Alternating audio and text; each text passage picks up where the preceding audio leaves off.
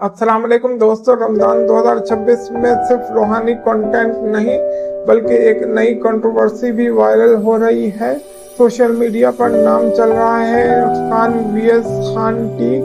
एक तरफ फिजा अली का शो जहां मार्शल इश्यूज लिव डिस्कस किए जा रहे हैं।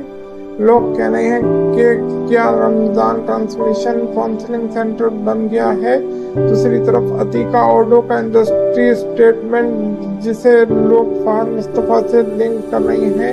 हैशटैग्स ट्रेंड हो रही हैं, क्लिप्स वायरल हो रही हैं और डिबेट बहुत तेज हो गई है।